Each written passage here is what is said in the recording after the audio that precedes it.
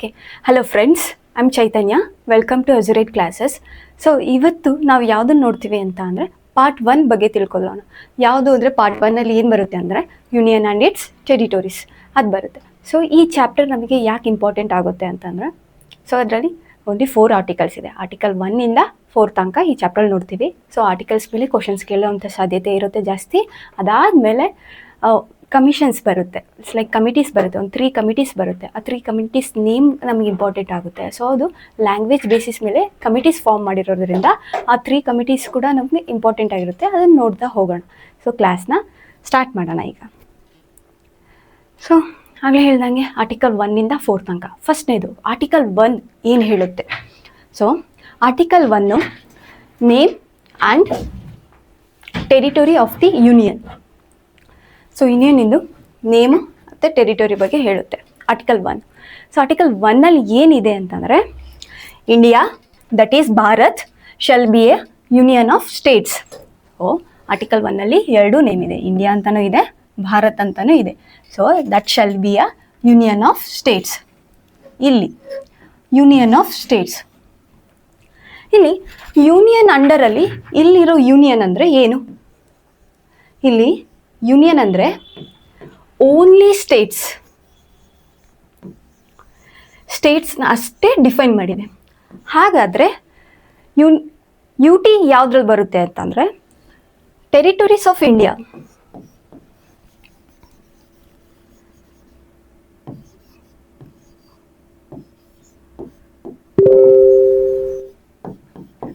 Territory of ಇಂಡಿಯಾದಲ್ಲಿ state ಕೂಡ ಬರುತ್ತೆ, ಸ್ಟೇಟ್ ಬರುತ್ತೆ,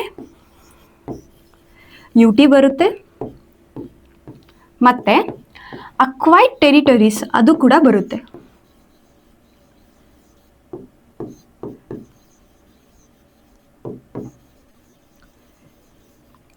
ಸೊ ಇಲ್ಲಿ ಯೂನಿಯನ್ ಆಫ್ ಸ್ಟೇಟ್ಸ್, ಇದರಲ್ಲಿ ಯೂನಿಯನ್ ಅಂದರೆ ಓನ್ಲಿ ಸ್ಟೇಟ್ಸ್ನ ಡಿಫೈನ್ ಮಾಡುತ್ತೆ. ಸೊ ಯು ಟಿ ಮತ್ತು ಅಕ್ವೈರ್ಡ್ ಟೆರಿಟೋರೀಸ್ನ ಯಾವ್ದು ಡಿಫೈನ್ ಮಾಡುತ್ತೆ ಅಂತಂದರೆ, ಟೆರಿಟರಿ ಆಫ್ ಇಂಡಿಯಾದಲ್ಲಿ ಹೋಲ್ ಸ್ಟೇಟ್ ಕೂಡ ಯು ಟಿ ಮತ್ತು ಅಕ್ವೈರ್ಡ್ ಟೆರಿಟೋರೀಸ್ನ ಡಿಫೈನ್ ಮಾಡುತ್ತೆ. ಸೊ ಇದರಲ್ಲೇ ಒಂದು ಕಾನ್ಸೆಪ್ಟ್ ಬರುತ್ತೆ, ಯಾವುದಂದ್ರೆ ಕೀ ಕಾನ್ಸೆಪ್ಟ್ ಯಾವುದಂದ್ರೆ ಇನ್ಡಿಸ್ಟ್ರಕ್ಟಿಬಲ್ ಯೂನಿಯನ್ ಆಫ್ ಡಿಸ್ಟ್ರಕ್ಟಿಬಲ್ ಸ್ಟೇಟ್ಸ್ ಅಂತ ಒಂದು ಕಾನ್ಸೆಪ್ಟ್ ಬರುತ್ತೆ. ಸೊ ಈ ಕಾನ್ಸೆಪ್ಟ್ನ ನಾವು ನೋಡ್ತಾ ಹೋಗೋಣ. ಇನ್ಡಿಸ್ಟ್ರಕ್ಟಿಬಲ್ ಯೂನಿಯನ್ ಅಂತಂದರೆ, ಸೊ ಇದ್ರ ಮೀನಿಂಗ್ ಏನಂತಂದರೆ, ಆ್ಯಸ್ ಎ ಇಂಡಿಯಾದಿಂದ ಯಾವುದಾದ್ರೂ ಸ್ಟೇಟ್ನ ರಿಮೂವ್ ಮಾಡ್ಬೋದಾ? ಆಗಲ್ಲ ಅಲ್ವಾ, ಸ್ಟೇಟ್ನ ರಿಮೂವ್ ಮಾಡೋಕ್ಕೆ ಸಾಧ್ಯ ಇಲ್ಲ.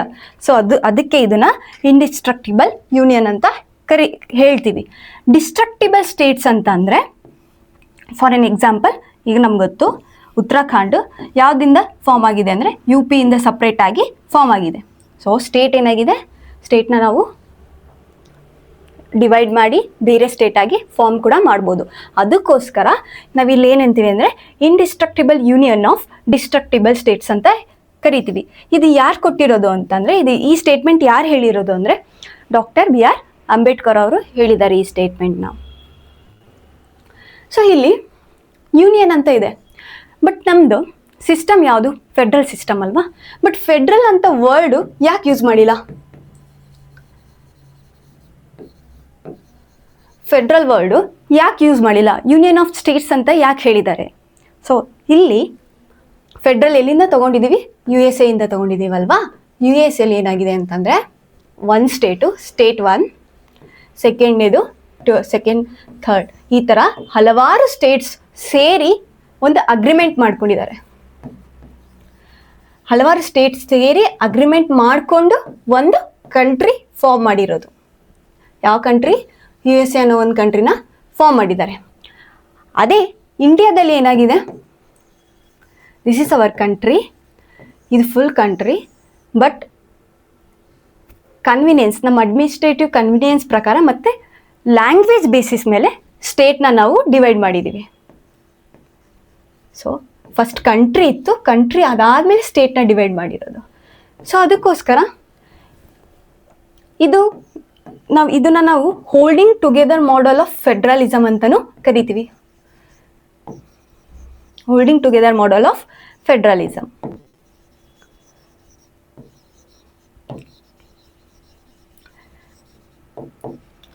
ಬಟ್ ಇದು ಯು ಎಸ್ ಎಲ್ ಏನಾಗಿದೆ, coming together model of federalism.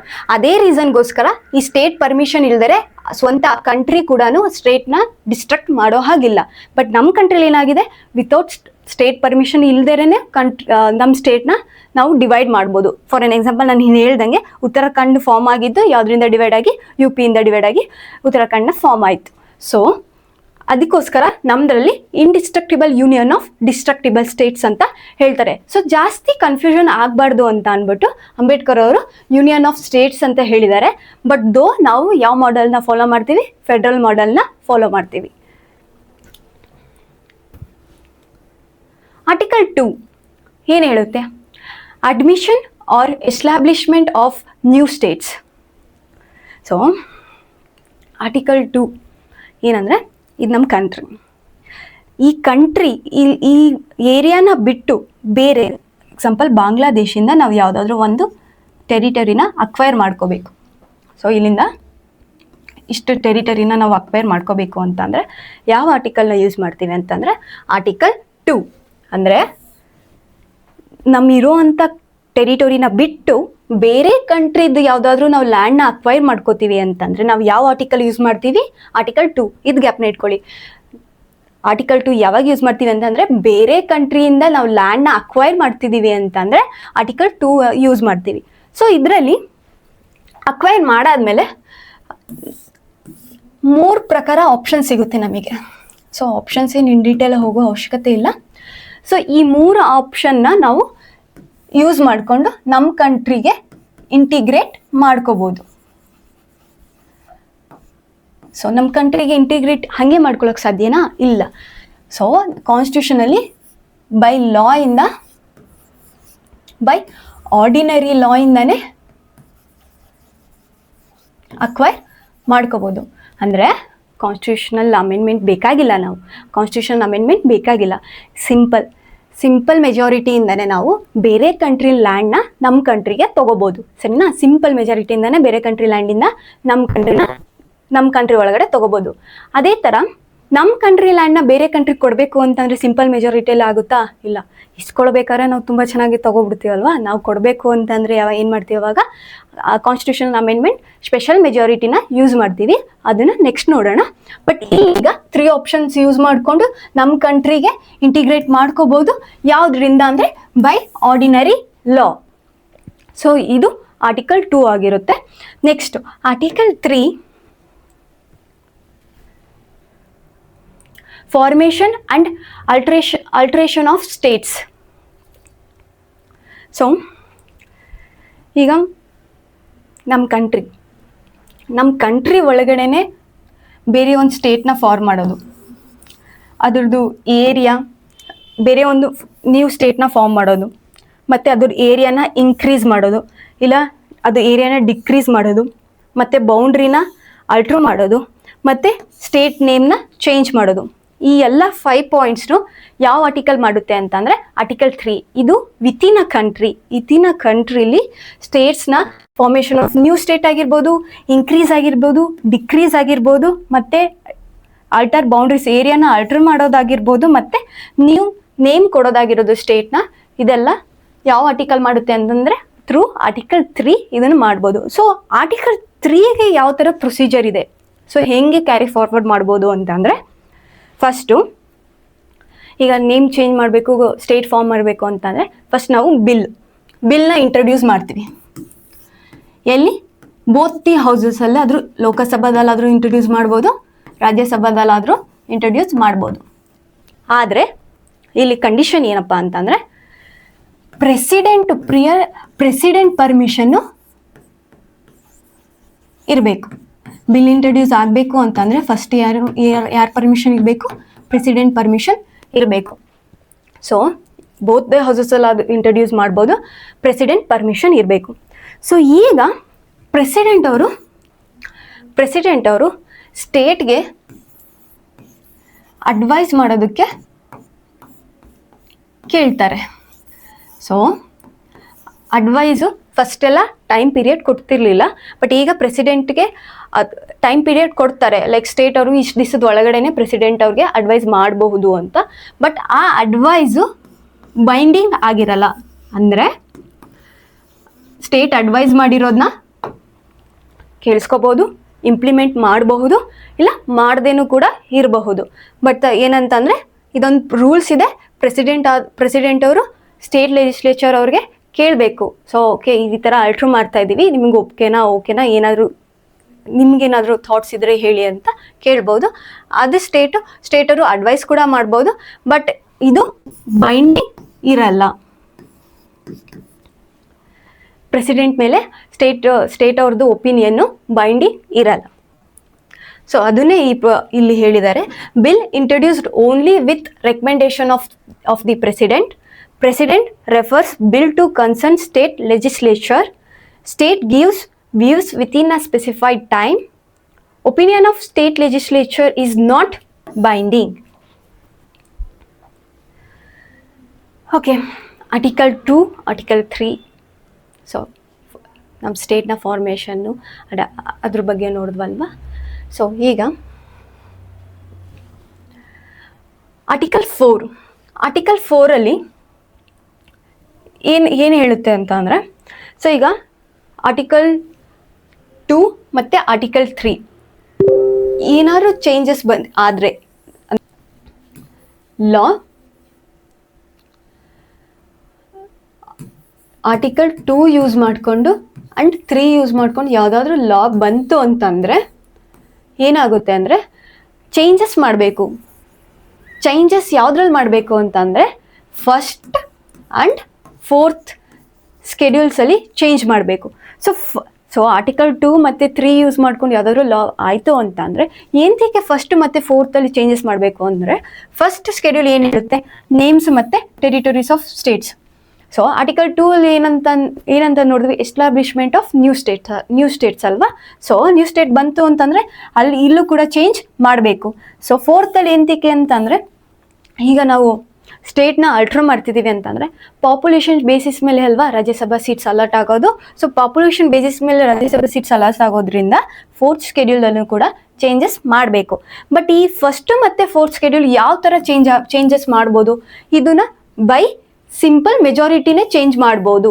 ಅಂದರೆ ಕಾನ್ಸ್ಟಿಟ್ಯೂಷನಲ್ ಅಮೆಂಡ್ಮೆಂಟ್ ಬೇಡ, ಯಾಕಂತಂದರೆ ಆರ್ಟಿಕಲ್ 2 ಮತ್ತು 3 ಬಂದಿರೋದ್ರಿಂದ ಕಾನ್ಸ್ಟಿಟ್ಯೂಷನ್ ಅಮೆಂಡ್ಮೆಂಟ್ ಬೇಡ, ಸಿಂಪಲ್ ಮೆಜಾರಿಟಿಯಿಂದಲೇ ಚೇಂಜಸ್ ಮಾಡ್ಕೋಬಹುದು. ಸೊ ಅದು ಆರ್ಟಿಕಲ್ 4 ಬಗ್ಗೆ ಆಗಿರುತ್ತೆ. ಸೊ ನೆಕ್ಸ್ಟ್ 1 to 4 ನೋಡಿದ್ವಿ. ಈಗ ಇಂಪಾರ್ಟೆಂಟ್ ಕೇಸಲ್ಲಿ ಫಸ್ಟ್ನೇ ಬಂದ್ಬಿಟ್ಟು ಬೇರುಬಾರಿ ಯೂನಿಯನ್ ಕೇಸ್. ಸೊ ಈ ಕೇಸ್ ಬರುತ್ತೆ. ಈ ಕೇಸಲ್ಲಿ ಏನು ಹೇಳುತ್ತೆಪ್ಪ ಅಂತಂದರೆ, ಸುಪ್ರೀಂ ಕೋರ್ಟು ಒಂದು ಜಡ್ಜ್ಮೆಂಟ್ ಕೊಡುತ್ತೆ. ನಮ್ಮ ಕಂಟ್ರಿ ಲೈಕ್ ನಮ್ಮ ಕಂಟ್ರಿ ಪಾರ್ಟು ಬೇರೆ ಕಂಟ್ರಿ ಅವ್ರು ಕೊಡಬೇಕು ಅಂತ ಅಂದರೆ ನಾವು ಆರ್ಟಿಕಲ್ 368ನ ಯೂಸ್ ಮಾಡಲೇಬೇಕು. ಸೊ ಯಾವಾಗ ಆಯಿತು ಅಂತಂದರೆ ಇಂಡೋ ಬಾಂಗ್ಲಾದೇಶ್ ಅಗ್ರಿಮೆಂಟ್ ಆಗುತ್ತೆ.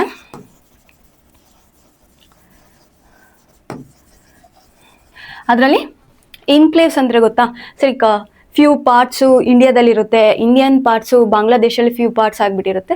ಸೊ ಅಡ್ಮಿನಿಸ್ಟ್ರೇಟಿವ್ ಕನ್ವಿನಿಯನ್ಸ್ಗೋಸ್ಕರ ಈ ಎನ್ಕ್ಲೇವ್ಸ್ನ ಎಕ್ಸ್ಚೇಂಜ್ ಮಾಡ್ಕೋತಿರ್ತಾರೆ. ಆ ಟೈಮಲ್ಲಿ ಏನಾಗುತ್ತೆ ಅಂತಂದರೆ ಇಂಡಿಯಾದ ಸ್ವಲ್ಪ ಪಾರ್ಟು ಬಾಂಗ್ಲಾದೇಶ್ ಕೊಡಬೇಕು ಅಂತ ಅಂದರೆ ಎನ್ಕ್ಲೇವ್ಸ್ ಆರ್ಟಿಕಲ್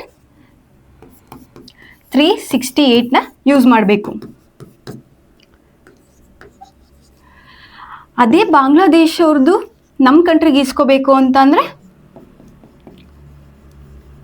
ಸಿಂಪಲ್ ಮೆಜಾರಿಟಿಯಿಂದನೇ ಈಸ್ಕೋಬೋದು.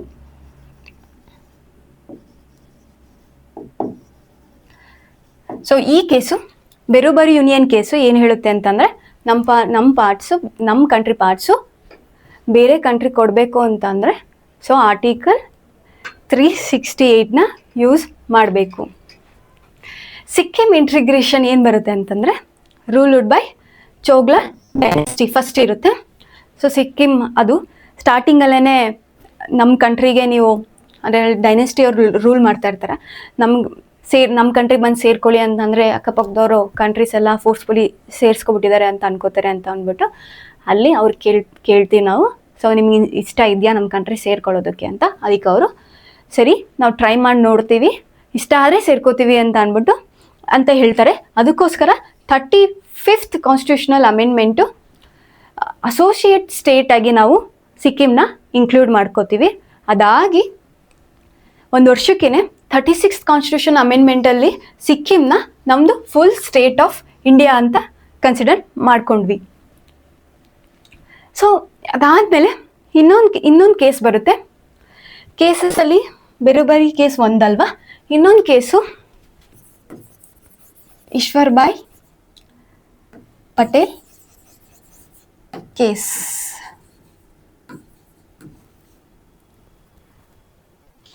ಸೊ ಈ ಕೇಸ್ ಪ್ರಕಾರ ಯಾವುದಾದ್ರೂ ಒಂದು ಲೀಗಲ್ ಆ್ಯಂಡ್ ಫ್ಯಾಕ್ಚುಯಲ್ ಕ್ಲೇಮ್ಸ್ ಇಲ್ಲ ಅಂತ ಅಂದರೆ, ಬೌಂಡ್ರಿ ಡಿಸ್ಪ್ಯೂಟ್ಸ್ ಇದ್ದರೆ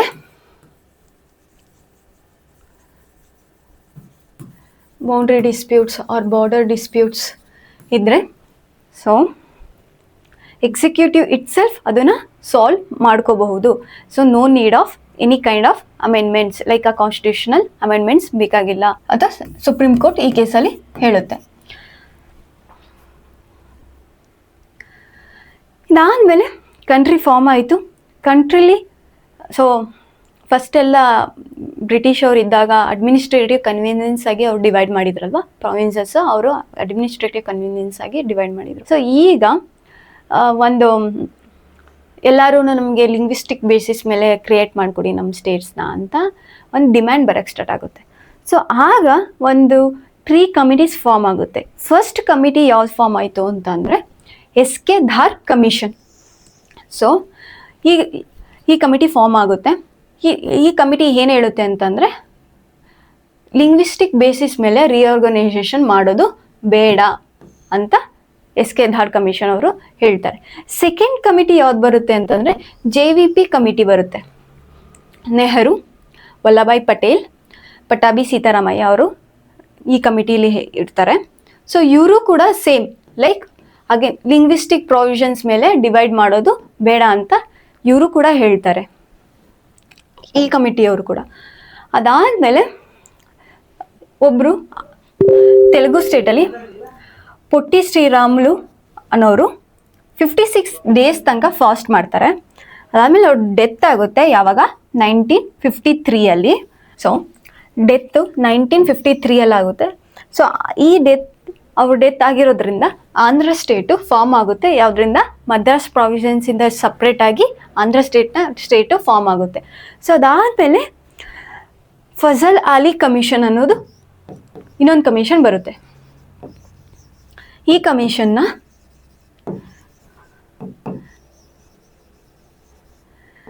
ಸ್ಟೇಟ್ ರಿಆರ್ಗನೈಸೇಷನ್ ಕಮಿಷನ್ 1953 ಅಂತಲೂ ಕೂಡ ಕರಿತೀವಿ. ಇದು ಇಂಪಾರ್ಟೆಂಟ್ ಕಮಿಷನ್ ಆಗಿರುತ್ತೆ. ಸೊ ಸ್ಟೇಟ್ ರಿಆರ್ಗನೈಸೇಷನ್ ಕಮಿಷನ್ ಯಾವುದು? Fazal Ali commission. So members ಯಾರ್ಯಾರಿದ್ರು? Fazal Ali, KM Panikkar, HN Kunzru. ಫಜಲ್ ಅಲಿ ಅನ್ನೋರು ಏನು ಇದರಲ್ಲಿ ಚೇರ್ಮನ್ ಆಗಿರ್ತಾರೆ. ಸೊ ಈ ಕಮಿಷನ್ನು ಅವರು ಲ್ಯಾಂಗ್ವೇಜ್ ಬೇಸಿಸ್ ಮೇಲೆ ಸ್ಟೇಟ್ನ ಡಿವೈಡ್ ಮಾಡೋದಕ್ಕೆ ಒಪ್ಕೋತಾರೆ. ಸೊ ಇದಾಗಿರುತ್ತೆ. ನೆಕ್ಸ್ಟ್ ನಾವು ಇದು ಯೂನಿಯನ್ ಆ್ಯಂಡ್ ಟೆರಿಟೋರೀಸಿಂದು ಕಾನ್ಸೆಪ್ಟ್ ಆಗಿದೆ. ನೆಕ್ಸ್ಟ್ ನಾವು MCQ ಸಾಲ್ವ್ ಮಾಡೋಣ, ನೋಡೋಣ ಎಷ್ಟು ಗ್ಯಾಪ್ನ ಇಟ್ಕೊಂಡಿದ್ದೀವಿ, ನಮ್ಮ ಕಾನ್ಸೆಪ್ಟ್ ಎಷ್ಟು ಗೊತ್ತಾಗಿದೆ, ಅರ್ಥ ಆಗಿದೆ ಅಂತ MCQ ಸಾಲ್ವ್ ಮಾಡ್ತಾ ಹಾಗೆ ನೋಡ್ತಾ ಹೋಗೋಣ. ಓಕೆ, ಈಗ ಕ್ವಶನ್ಸ್ ನೋಡೋಣ. ಇದು which part of the Indian constitution deals with the union and its territory? ಯಾವುದು? ಪಾರ್ಟ್ 1 ಅಲ್ವಾ? Part 1. How many states and union territories does Indian currently have? ಎಷ್ಟಿದೆ ಕರೆಂಟ್ಲಿ? ಇಂಡಿಯಾ ಎಷ್ಟು ಇದೆ ಸ್ಟೇಟ್ಸ್ ಮತ್ತು union territories? 28 states and 8 union territories ಅಲ್ವಾ? Which article of the constitution empowers the parliament to form new states and alter the boundaries of existing states? ಯಾವ article?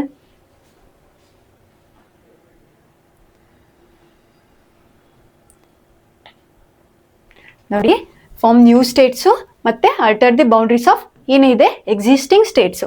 ಯಾವ್ದು use ಮಾಡ್ತೀವಿ ನಾವು? Article 3 use ಮಾಡ್ತೀವಿ.